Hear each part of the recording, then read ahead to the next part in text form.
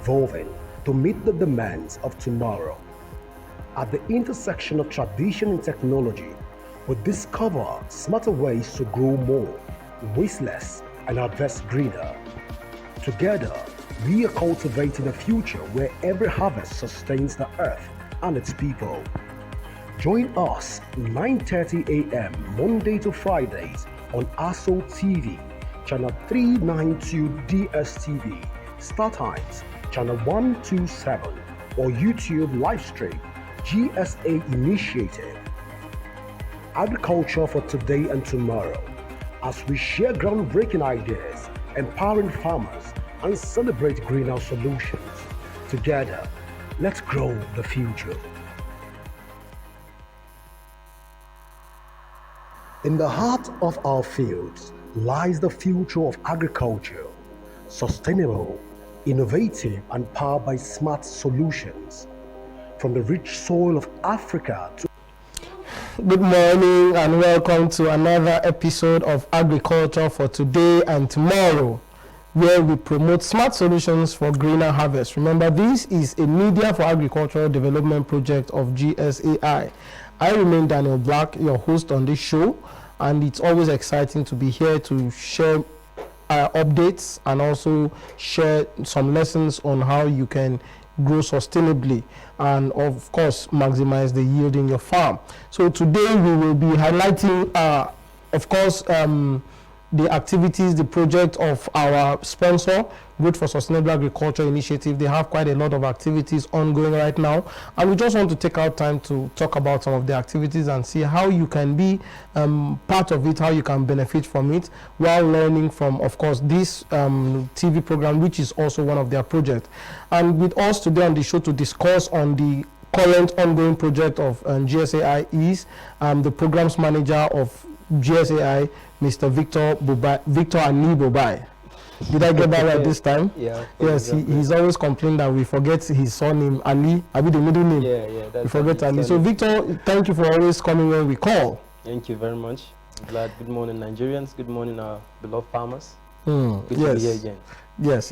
Thank you so much. So Victor, we'll just delve right into it because we don't have much time. Yeah. So what is in the cooking? What is in the offering for in GSAI currently? Okay, so presently we have the farm food safety compliance training that is about to kick off in the month of May. Application has been ongoing for over 2 months now, and we are all good to go. It's a session that will start off with well, it's the 3-phase component, starting off with a 2-month virtual training for the farmers across Nigeria. And of course, in fact, we started off with thinking that it's going to be just Nigerian farmers. So we started getting applications people from outside. So we just, okay. So interesting. by the way, the organization actually is focused on Africa, ensuring sustainable practices are complied by African farmers. So we all brought the African farmers all together into it. So from first virtual training, then the second one is the Farm Food Safety Challenge, Innovation Challenge, whereby they will come up with initiatives within Farm Food Safety initiatives, and then they will get grand prizes to go and, push up what to support the solutions. Exactly. And then the third one is the Town Hall Summit, the Farmers Town Hall Summit, whereby all farmers will come together, meet with stakeholders, and we discuss on various initiatives, problems within the agricultural, how we can, mitigate all this and ensure we get that security, food security that we clamor for in the country and in the nation, continent at large. Wow, thank you so much. That's a whole lot. That's a whole lot. You have done quick summary of like a 3-phase component, and from what I know also is so this is all to commemorate the 2025 World Food Safety Day.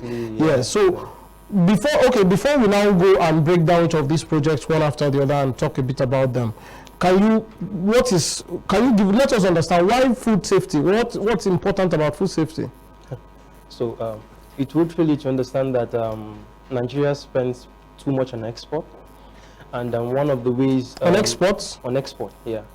Exports. Yes, export. Okay. Yeah, and one of the ways you can ensure you get more, from economic growth, is if you can export as a country. So one of the things that we come short is the fact that our farm product, don't meet export standards. Okay. In fact, we want to see that people eat good food, quality, healthy food coming out of the farm. But we don't get that because most of the practices, on-farm practices, are not up to standard. Excess application of fertilizer, just like from the previous segment you just finished, talking about sustainable applications of farm practices that we don't comply to, and it's affecting the outcome that comes out from the farm. When you go and check when you remove, let's say, a cucumber now or a watermelon that people think they buy from the streets, and you go and check the video, you find out that there are a lot of residual components, that are from the farm, that are still in that, and people eat it and think they are eating healthy food, but they are not actually, and so that is one of the reasons why we feel that this aspect of farm food safety compliance needs to be upheld, because you think that farmers know, but they don't. Until you go to the farm and you notice that common use of knapsack sprayer, they don't even actually know how to effectively make use of it. Just going to the farm without proper covering their body. So all these are things that farmers need to comply with. Oh, excellent, excellent. Okay, so we are looking at ensuring that both the food that is produced, both for local consumption and export consumption, meets up to standard, and it is safe for human consumption. Okay, so let's zero down into the first component of the project, which is the 8 weeks virtual training, like you have mentioned. How many people are you looking at training? Okay, so far we have over 2,800 applicants. Okay. I guess so. All of them, we hope that we can effectively. We believe we will. These 2,800 farmers, do you have women, inclusive or just men? Okay, so of course we do have women. Although the application shows that I think we just have a percentage of 30% of women application. Okay. So that's quite on the low side. Yes. But and in fact, one of the things we're also going to need to publish out there so that we can advocate more for women to take advantage of, because they play the primary roles in as farmers. Yes. So we need to have them more come on board. Okay. So now it's a virtual training, and it is, should I say, common knowledge that most rural farmers may not be able to navigate around virtual training. So who are the people that are attending this training? Okay, so as much as we want to train local farmers, and down to the grassroots, one of the mantra we at GSAI uphold is that Africa, in fact the world in general, needs better farmers. Yes, Nigeria and Africa needs better farmers, not just more farmers. Yes, and so behind that, or holding to that, are the young generation of new, vibrant, innovative, those who can take up, new innovative challenges as technology also emerges into this agricultural sector. So we want to ensure that this generation of farmers come together, learn, so that they can deploy these various practices. And so yes, we want to so with this set of category of people that are more inclined to technology and interesting. So you are developing their skills and ensuring that they get more incentive to remain in farming. We make farming attractive to them, and we have more innovative people in the farming sector. That's quite interesting. So the question here would be, so who are those training? Are we expecting you? Are you the one doing the training? Who are those doing the training? Who are the trainers? Where did you get your trainers from? Okay, so are they fellow farmers? Of course, and not just fellow farmers, but those who have a known track record, both in formal and the informal space. So when we say formal and informal, those who are into the agro-academic space and are practicing farmers. They have farms, and from Kaduna State University, Akwa Ibom, University of Akwa Ibom, and a lot of other universities, we have professors from all of Oh, these, wow. Okay. that So we are definitely going to be support the having field. faculty of agriculture from different universities coming Exactly. together to train these people. So Yes, it is at the end of this training, what are the participants expecting? What will they get?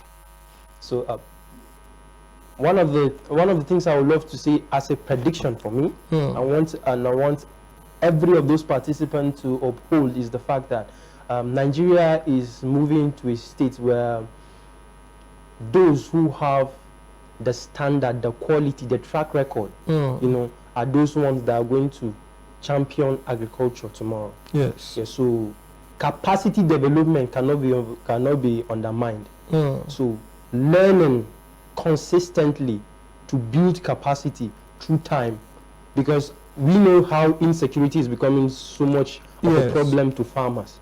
So we won't have much farmers in this space like that, but quality farmers, when the government comes, they want to empower people. They want to bet on people that know and can actually go into that sector and bring out a very good tangible outcome. And those people that have the track record of capacity development from initiatives like this, so yes, they are going to get quality, training. Yes, that is what they should. That is where we can assure them. Aside that, those who have beautiful innovations, they can come on board. They will get incentives here to start off, kick off with it, and move from there. Okay. So it's a